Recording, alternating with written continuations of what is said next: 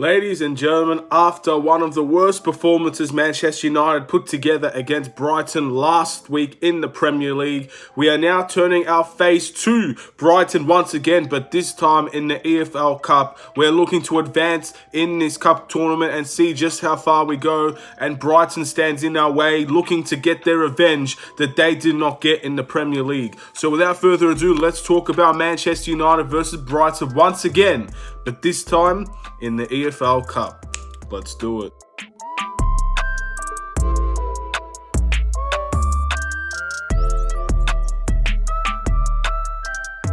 What's up everybody, it's the Aiden Sports Show and welcome back to another video. Today we've got Manchester United versus Brighton 2, but this time it is in the EFL Cup or the Carabao Cup, whatever you guys would like to call it. We are facing them once again and let's see if we can go 2 for 2 despite the terrible performance in the first game. But before we get started, please like and subscribe to the Aiden Sports Show YouTube channel, turn notifications on and let me know in the comments below what type of performance do you expect this Manchester United team to come up with against Brighton once again after having one of the worst performances I've seen at Manchester United last week against them. Now, of course, people are going to forget about those performances real quick because the points will be the end up mattering more than the performance itself down the line. But of course, with it still being fresh in my mind, I still feel like I needed to talk about it because at the end of the day, it was one of the worst performances I've seen, as I've mentioned before, and it can't be excused. So I'm hoping for Manchester United to pull out a better performance here, and let's see just how quickly we can turn things around at Manchester United. We got a big game against Tottenham in the Premier League, and a game like this is only going to help us get momentum if we're able to have a good performance. But without further ado, man, let's get stuck into this. So basically how this is going to go is I'm going to give my starting 11, who I think will play in this game, and give my overall match prediction at the very end of the video. So in saying that, let's go to the starting 11. I'm not going to waste any more time. Everything I said about Brighton in the previous match predictions is basically the same here. They're going to be a very good team, very tough to play against, very tight spacing, not going to be much defensively for us, not going to be much offensively for us. Overall, we all know how Brighton will play. It's fresh in our mind. Yes, they're going to play a little bit of a rotational team, just like we will as well. So this game, hopefully, is just a better performance overall for Manchester United, as our squad depth should be, even though people like to question it, our squad depth should be better than Brighton's, but we'll have to wait and see on that, just like any other game. So in the starting 11, our goalkeeper, I've gone with Dean Henderson. Again, there's seriously no reason not to play him. If you play David De Gea in this game, you're basically just not using Dean Henderson to the fullest extent that you can in this current situation. In my opinion, this is the perfect time to play Dean Henderson, as we're basically going to have EFL Cup and Premier League for until the international break or so. Then he gets game time over there, I assume. So everything that's being done with Dean Henderson and David De Gea, I personally think is a good thing. Competition is very important, and I think we've really seen the best out of David De Gea when Dean Henderson's been here, and vice versa. Dean Henderson has had a very good game in his last Carabao Cup out, and let's see how well he does. I think he's going to be very important to that Brighton game, because just based on last game against them, they're going to have a few shots on goal. We need to be ready for that. Going into the right back position, I've gone with Timothy Fosu-Mensah. Again, if we're going to be acting like Victor Lindelof should have been dropped against Brighton, then I think Aaron Wan-Bissaka should get dropped, whether it's in the Carabao Cup or it is going to be in the Premier League.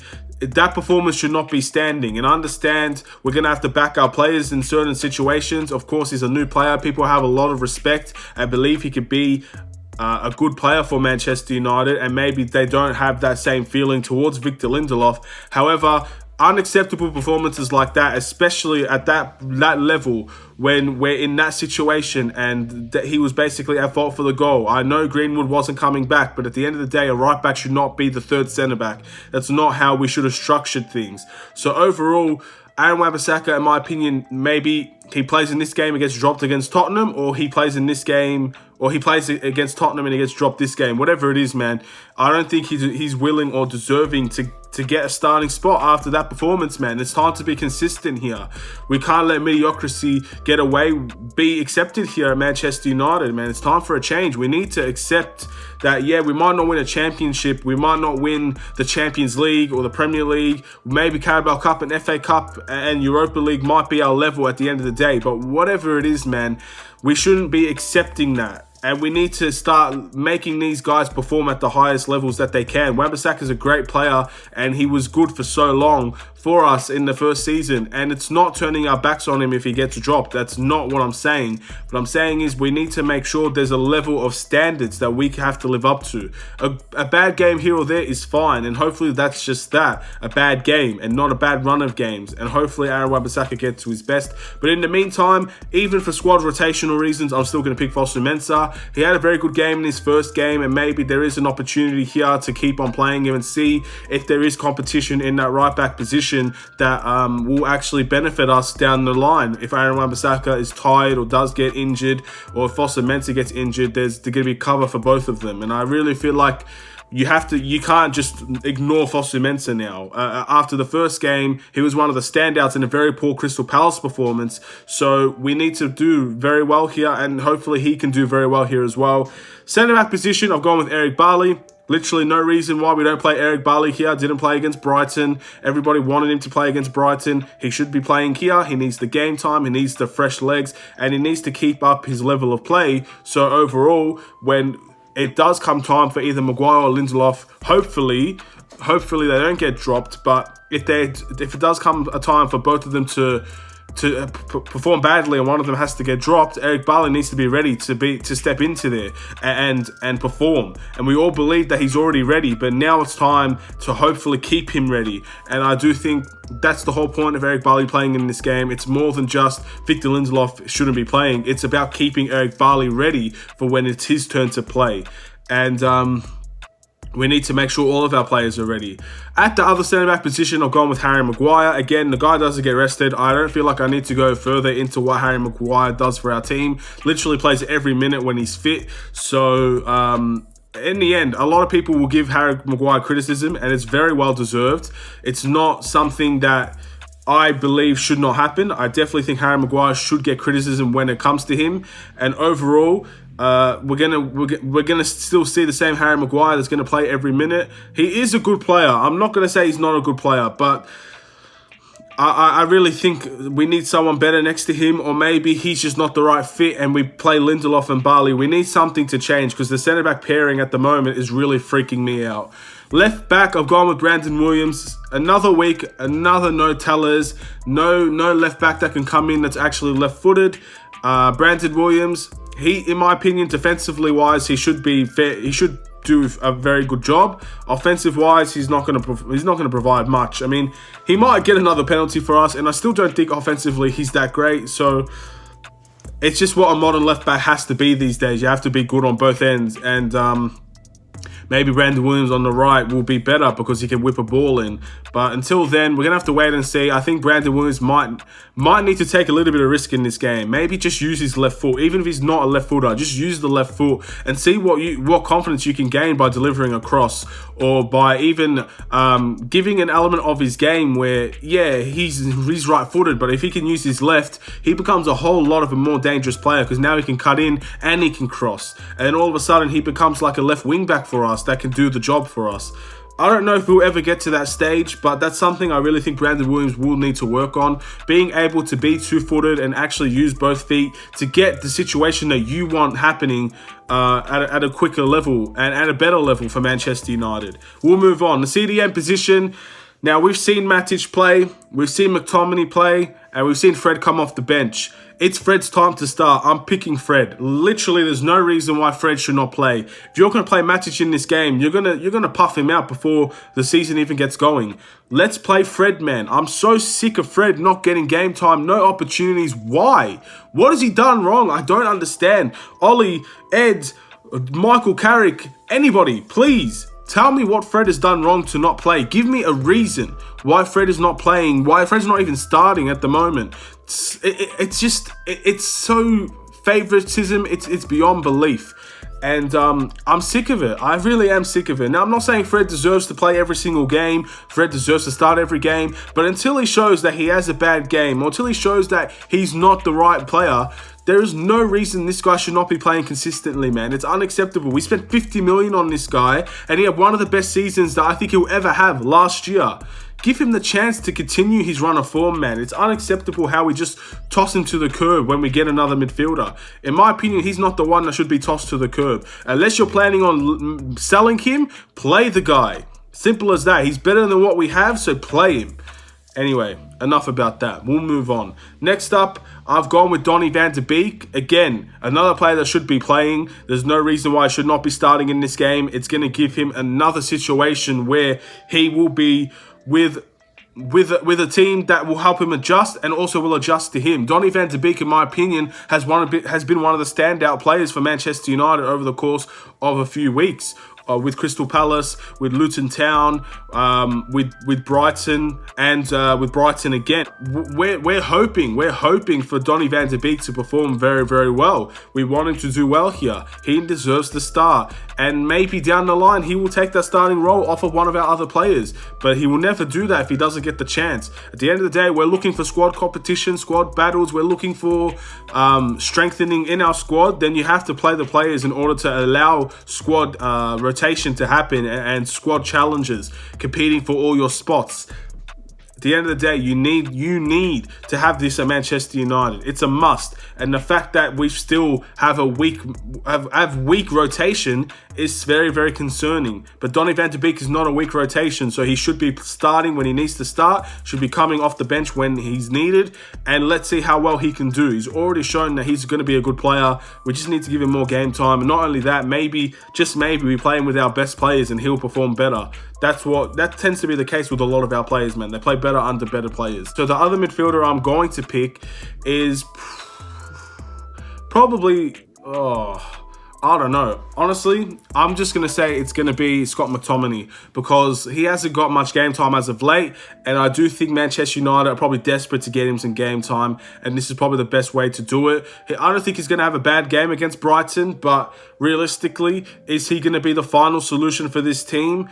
The jury's still out on Scott McTominay, isn't he? Okay, we all want him to succeed. I understand that. He is a great player. He has spades of being one of the better players on this team, but until it's fully shown and until he can display that, I'm not sure where Scott McTominay fits in the main team. So this is going to be his opportunity to prove what he's got. This is the Carabao Cup. At the end of the day, this is not the best cup that Man United should be fighting for, but we want to win it, don't we? So in the end, Scott McTominay is going to have to take this opportunity if he does play. Same with Fred, same with Eric Bailly, same with Fosu Mensah, and they're going to have to step up. I want a good performance here from players that actually believe that they can be starting for Manchester United and work towards that goal, because at the end of the day, nearly every single position in this Manchester United team is up for grabs at the moment.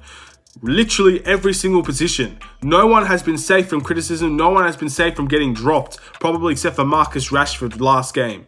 Besides that, there are many positions up for grabs for Manchester United, and these players need to work to get there. Don't settle for mediocrity. That's going to be the whole point of this video. Next up in the attacking display, I'm going to put at left wing at Jesse Lingard once again, because Jesse Lingard had a fantastic game against Luton Town in his previous outing in the Carabao Cup. And again, if we're going to use Jesse Lingard in the squad rotation, he's going to need to build his confidence up and he's going to need to build his level of play up. And you do that in the Carabao Cup. You perform for Manchester United, no matter what the competition is, you're going to build your confidence up. If he has another good game here against Brighton, a better opposition, then maybe we start to think about Jesse Lingard as a squad rotational player that will come off the bench and bring us something. But until that happens, yet again, we need to give him that opportunity. He's not leaving. He's not going to Spurs. He's not going out on loan to Italy. He's staying at Manchester United. That's borderline going to happen. And if he does, then we're going to need to try and get the best out of him while he's here. Right wing, I have gone with Juan Mata. Again, I still don't like the persistence of putting Mata on the wing, but we will do it. We will do it. It will be the exact same as last game against Luton Town. You're going to see Donny van de Beek and Juan Mata really rotate with each other. You might see Donny van de Beek on the right a bit. You might see Juan Mata on the right a bit. But overall, they could both end up being attacking midfielders and we won't have a right wing. And maybe that could cause problems for Brighton, but maybe that could just make Brighton's job a lot easier as they use the wings very well against us in the Premier League game. They're going to do it again, most likely, if that's the situation we're going to be dealt with. So, in saying that, and I hope this isn't the case, but I do think we're going to play Juan Mata. And we're going to have to wait and see. At the end of the day, he got man of the match against Luton Town. A lot of people disagreed with that, but that's what Sky Sports gave the man of the match to, Juan Mata. So I don't see why he doesn't play in this game if we're judging it based on that. As striker, I'm going to pick one of my own here because I don't really want Ighalo to play, but I'm going to pick Anthony Martial in hope, but I don't think he will. But I am going to pick him in hope. At the end of the day, I really do like Ighalo. I like Ighalo as a person, and I like the fact that he's living his dream. But at the end of the day, we need to do what's best for Manchester United. And at the moment, Ighalo is not the best for Manchester United. So if we're going to persist on playing him in the Carabao Cup, and we're going to persist on playing him in these minor cup competitions and expect him to do well and he doesn't show up, then we're just simply doing it for the sake of doing it because we have the player at our disposal and not because we actually want to achieve anything in this competition. It's as simple as that. At the end of the day, Brighton is going to go rotational. We're going to go rotational. We're going to rotate a bunch of our players. It's as simple as that. We've got a big game against Spurs. A lot of our players will probably need to be well rested considering what Jose and his team did against Chelsea in the Carabao Cup. Basically resting everybody and bringing on his best players late when they had a chance to win. Pretty much that's what Jose Mourinho did, and that's what we should be doing as well. We need to match up well with Tottenham. They could be coming in tired, but we have to make sure we're ready for them. And by doing that, we're going to have to play a weaker side that hopefully can still get the job done against Brighton. We're going to have to wait and see. My score prediction for this game, I know we won 3-2 against Brighton before, and I didn't think we were going to win. And the win is important despite the performance. Performance was terrible. I'll never, ever forget that performance. But I do think we're going to win here as well. I do think this is a necessity for us as well to get more game time under the people that really do need it. If we lose and we get eliminated this early, then I think this is a big letdown for Manchester United. So I'm picking 2-1. I'm picking 2-1 again. And hopefully I'll be proven right this time. Again, I don't think we're going to have enough not to concede. If Brighton play the exact same way, the post eventually will be in their favour. So we're going to have to make sure we're ready for them this time. And I do think Ole Gunnar Solskjaer versing Brighton a second time, I would hope to see a better performance overall. Maybe it's still mediocre, but nothing can top how bad we played last game. Really. The fact that we won is still a shock to me. We can't play any worse. So hopefully we can play better. I don't want to see the same. Anyway, that's my video, guys. Thank you for watching. Please like and subscribe if you're new. Have a wonderful day. I'll see you in another video. Manchester United match reaction will be around 7 a.m. in Australian time. You know the drill, man. After the game, around half an hour to an hour, I'll be reacting to it. Have a wonderful day. Take care and peace.